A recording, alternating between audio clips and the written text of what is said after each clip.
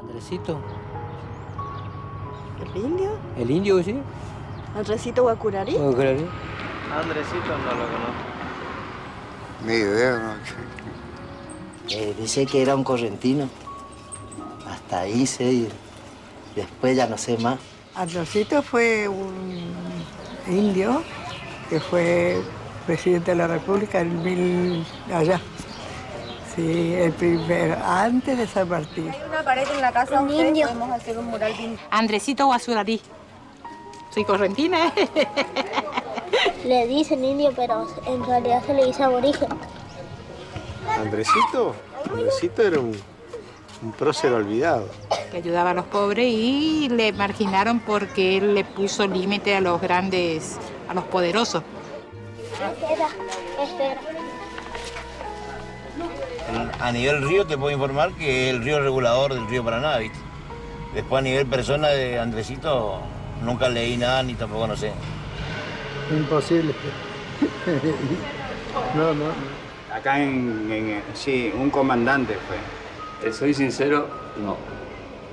No. Andresito. ¿Quién fue?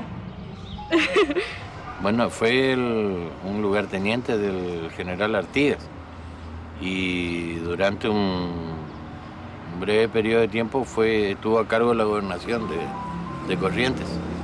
Bueno, es una historia larga, ¿no? Que tiene que ver con cómo se fue gestando este país y cómo la centralidad de Buenos Aires provocó una colonización hacia adentro, ¿no es cierto? Pero bueno, es un héroe olvidado.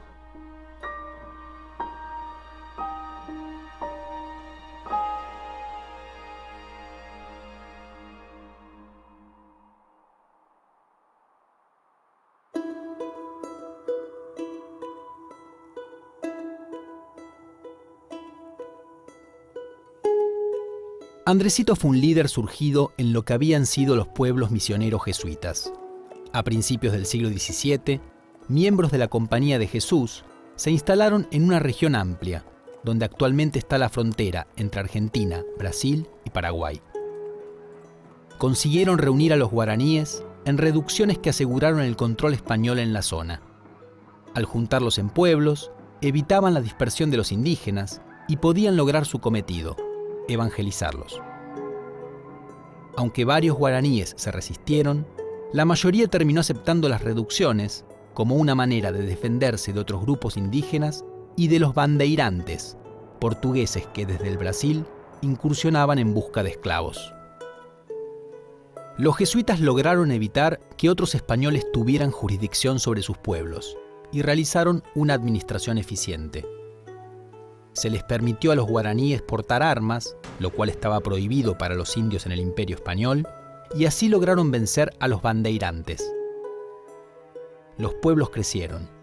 A principios del siglo XVIII eran 30, con 140.000 habitantes, una población grande para la época, y progresaban económicamente produciendo yerba y cueros.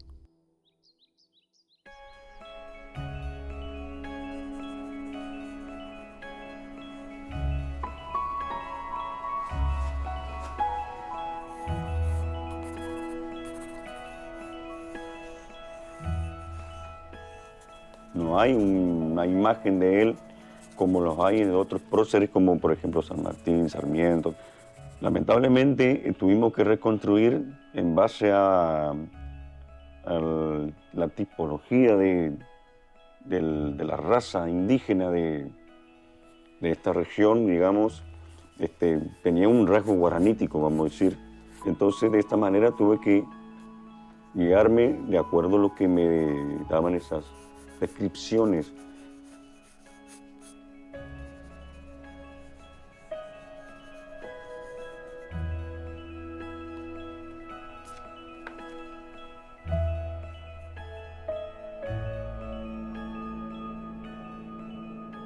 A mediados del siglo XVIII comenzó una etapa crítica en la provincia jesuítica. En 1750, España y Portugal firmaron un tratado por el cual 7 de las reducciones pasaban a control portugués. Pero los pueblos no aceptaron la decisión y resistieron. Se desencadenó así la Guerra Guaranítica, en la cual un ejército aliado de las dos monarquías terminó venciendo a los rebeldes. Como consecuencia, los jesuitas quedaron muy desprestigiados ante los indígenas, pero también la corona española aumentó sus recelos contra el poder y la autonomía de la Compañía de Jesús. Finalmente, en 1767, se dio la orden de que los jesuitas fueran expulsados de todo el Imperio español. Las autoridades coloniales enviaron monjes franciscanos, mercedarios y dominicos para reemplazar a los anteriores sacerdotes y nombraron administradores laicos para que se hicieran cargo de los asuntos económicos y políticos que antes dirigían los jesuitas junto con una burocracia guaraní. La nueva división de tareas produjo frecuentes conflictos entre religiosos, administradores e indígenas. Así, los pueblos comenzaron a decaer y a perder población. Para 1810, las antiguas reducciones habían sufrido un gran despoblamiento.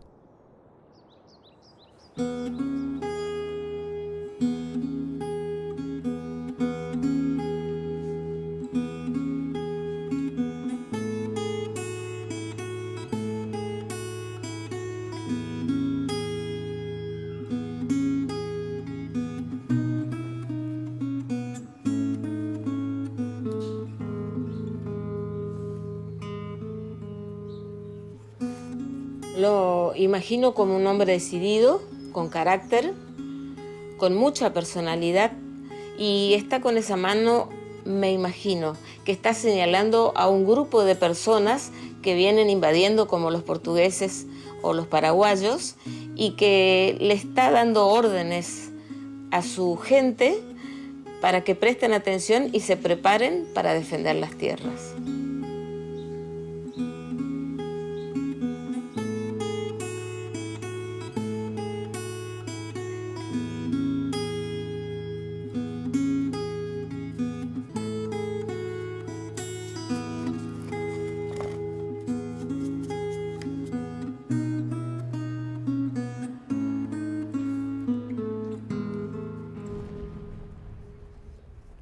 En 1810, la primera junta envió una pequeña expedición al mando de Manuel Belgrano para obligar al Paraguay a plegarse a la revolución que había estallado en mayo.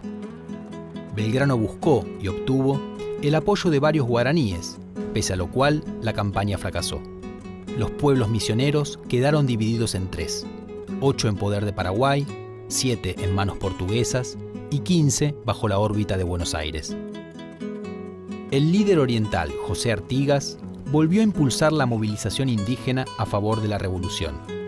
Al principio, Artigas había apoyado al gobierno de Buenos Aires, pero desde 1813 se opuso al centralismo de la capital y creó un sistema revolucionario alternativo integrado por la Banda Oriental, Entre Ríos, Santa Fe y Corrientes. Se llamó la Liga de los Pueblos Libres y era una confederación en la cual ninguna provincia debía tener preponderancia sobre las otras. Los pueblos libres lucharon tanto contra los realistas como contra Buenos Aires y después, también, contra los portugueses. Algunos pueblos misioneros se plegaron al proyecto de Artigas, al igual que hicieron muchos guaraníes que habían abandonado las reducciones y vivían en otras zonas del litoral. Uno de sus líderes fue Andresito Guacurarí.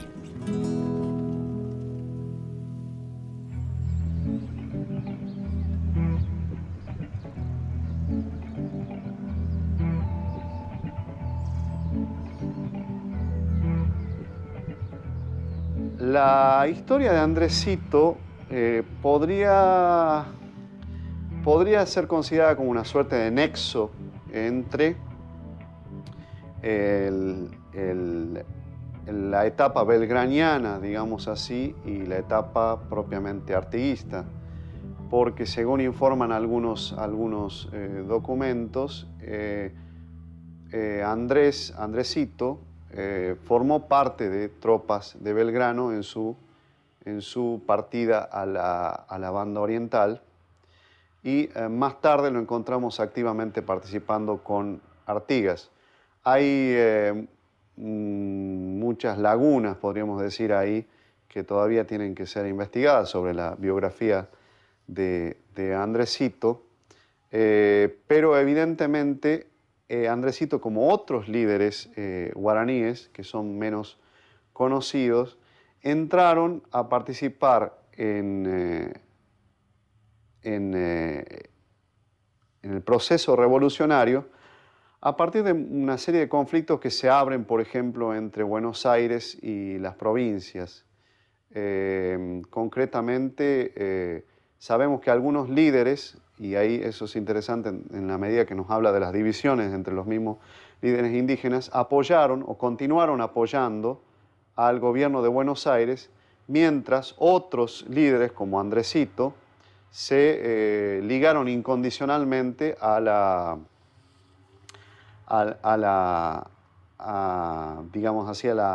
propuesta federal de Artigas.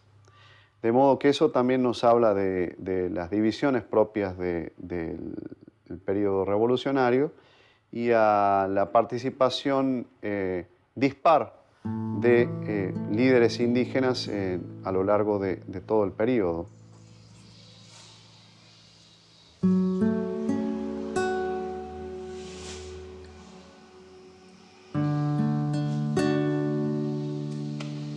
Un historiador de Corrientes, Mantilla, que nos dice de Andresito de manera bastante despectiva que era mestizo de indio y blanco, y cito, bajito, bien proporcionado de cuerpo, cara redonda con rastros de viruelas, ojos verdes y penetrantes, poca barba, era ignorante, pero tenía buena letra y mucha perspicacia.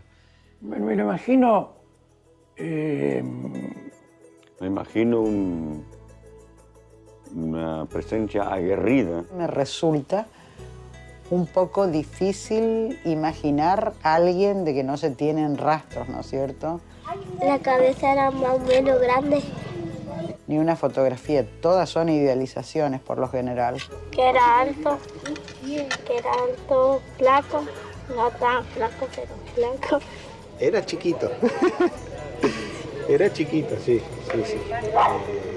Pero con un carácter impresionante. Y es difícil también sacarse los estereotipos. Es el universo guaraní hecho hombre. Puedo equivocarme y al imaginarlo muy moreno, de pelo lacio. Y que tenía una cabellera larga. De tez morena y alto. El rojo está tomado del uniforme que llevaba Artigas. El pómulo más prominente. Y no es una realidad lo de los pómulos exaltados. Labios más gruesos, nariz más gruesa y bien ganchuda, vamos a decir. Los ojos negros. Los ojos son rasgados, como achinados.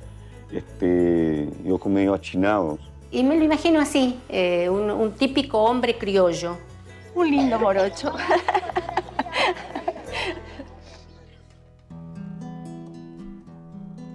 Aquí donde no hace mucho vivíamos compartiendo la comida y la plegaria, la música y el festejo. Hoy estamos enfrentados entre hermanos casi en cueros, una vez más invadidos y apenas sobreviviendo. General Guacurarí, que llegas montado en pelo, tu sombra pasa y nos libra de las coyundas del miedo.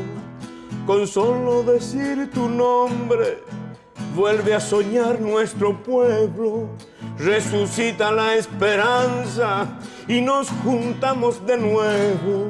Che, comandante Andresito, montonero guaraní, según sea el invasor, sos aguara o jabalí, sos tábano bajo el sol y a la sombra Barigüí, centinela de la patria de Iguazú a Mandisoví.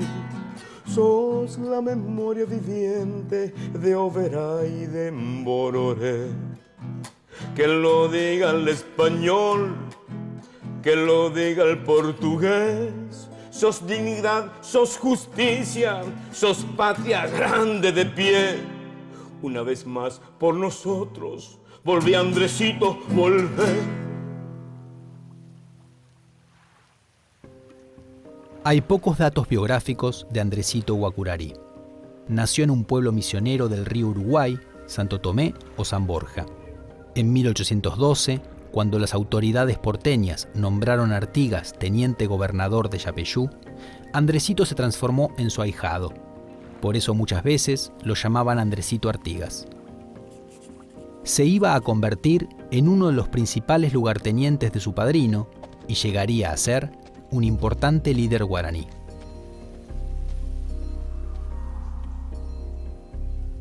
A partir de 1815, entre 1815 y 1818, Andresito es la figura central, no solo el principal apoyo de Artigas en la región, sino la figura central de toda la región del litoral.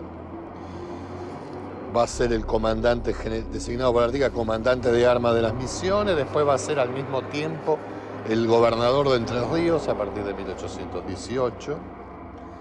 Y en esa trayectoria va delineando lo que parece ser se podría decir, el proyecto político más autónomo y más radical de los grupos indígenas del litoral rioplatense. Es cuando Andresito encabeza el intento de sumar a los pueblos guaraníes que estaban bajo el sistema artiguista, también a los del Paraguay y también a los que estaban bajo dominio portugués. Va a fracasar en el intento, pero es una idea interesante porque lo que aparece ahí es la idea de formar una unidad política de los pueblos guaraníes dentro del sistema artiguista, pero ya sin una especie de reconstrucción de la provincia jesuita del Paraguay, pero sin los jesuitas, sin los administradores de los pueblos, sin los mayordomos que tenían los administradores, y con cada pueblo gobernado por su propio cabildo indígena. Ese proyecto va a enfrentar muchas oposiciones, la principal y la decisiva, la de la invasión portuguesa, pero también la de la élite de la ciudad de Corrientes, la del Paraguay, y la de los grupos de vecinos de las ciudades del litoral del río Uruguay, como Concepción del Uruguay sobre todo, Gualeguaychú, que temen esta adhesión del mundo popular indígena, campesino, que puebla el litoral y que es la base de sustentación de Andresito Artigas. En 1815, Artigas nombró a Andresito comandante de las misiones. Ese mismo año, sus guaraníes expulsaron a los paraguayos, que habían ocupado algunos pueblos misioneros al este del río Paraná. En 1816, las fuerzas de Andresito se enfrentaron con los portugueses, que habían iniciado una gran ofensiva contra Artigas. Al principio les fue bien en la lucha, y en 1817 lograron apoderarse de San Borja, que estaba en manos portuguesas. Al año siguiente, las tropas de Andresito tomaron otros rumbos. Por indicación de Artigas, marcharon sobre Corrientes, que se había aliado con el gobierno central de Buenos Aires. La entrada de un líder indígena a la ciudad causó pánico entre los sectores altos correntinos y la ocupación guaraní fue un abierto desafío al orden social existente. Ahora, los sometidos estaban al mando.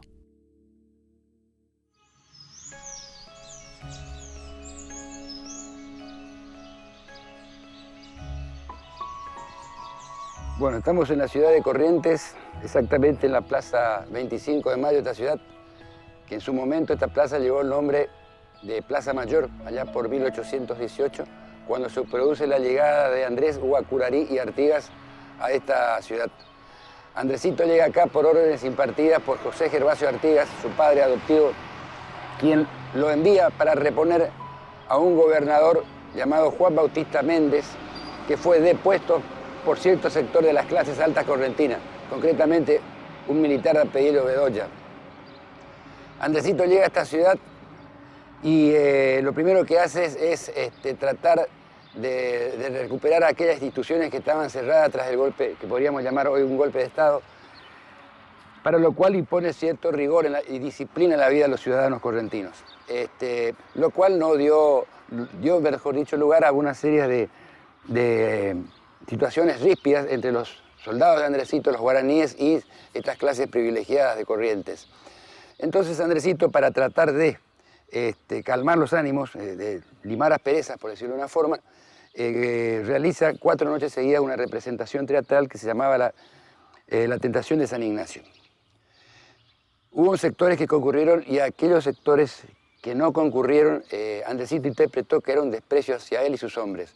Entonces lo convocó un día a la mañana y después de redoblar de tambores, les hizo arrancar a los varones mayores el yuyo de esta plaza con las manos, lo cual provocó una situación de gran afrenta para estos sectores sociales.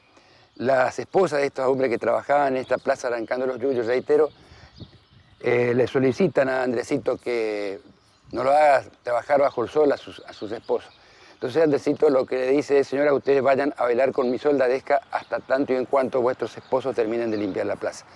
Dicen algunos autores de aquella, que han escrito sobre aquella época, que sí, que fue la única vez que estuvo tan limpia la plaza después de esta situación planteada.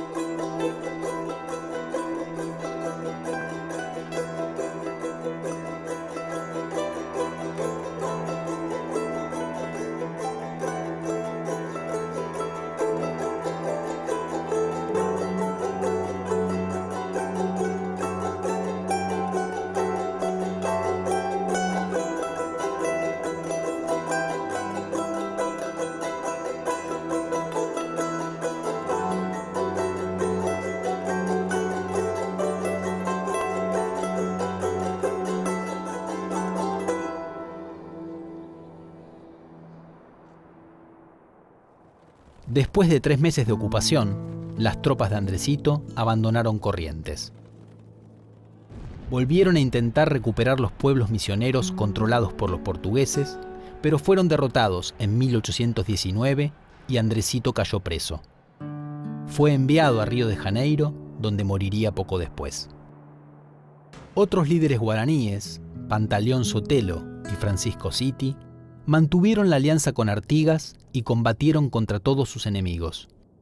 Pero en 1820, Artigas fue derrotado, primero por los portugueses y luego por los entrerrianos, y marchó al exilio. Los pueblos guaraníes buscaron negociar con los nuevos poderes, pero en lo sucesivo, la presión brasileña, paraguaya, entrerriana y correntina los iría debilitando cada vez más, y así, a lo largo de los años, seguirían despoblándose.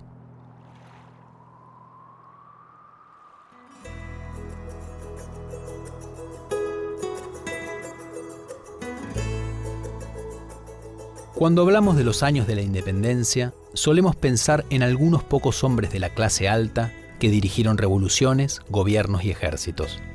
Así, recordamos a Moreno y Saavedra, a Alvear y Artigas, a Güemes y Pueyrredón, a San Martín y Belgrano.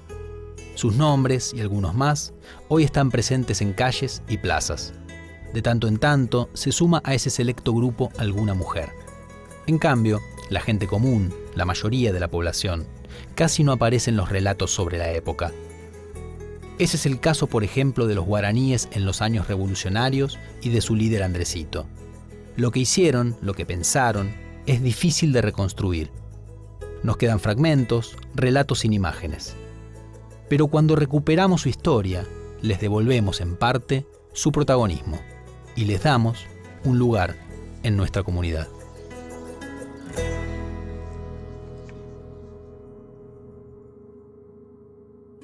Amados hermanos míos, Abrid los ojos y ved que se os acerca y alumbra ya la hermosa luz de la libertad. Sacudid ese yugo que oprimía a nuestros pueblos. descansad en el seno de mis armas, seguros de mi protección, sin que ningún enemigo pueda entorpecer vuestra suspirada libertad. Yo vengo a ampararos. Vengo a buscaros, porque sois mis semejantes y hermanos. Ea pues, compaisanos míos, levantad el sagrado grito de la libertad. Destruid la tiranía. y gustad del deleitable néctar que os ofrezco, con las venas del corazón que lo traigo deshecho por vuestro amor. por vuestro amor. Por vuestro amor. Por vuestro amor. Por vuestro amor. El que escribió esto fue el comandante Andresito.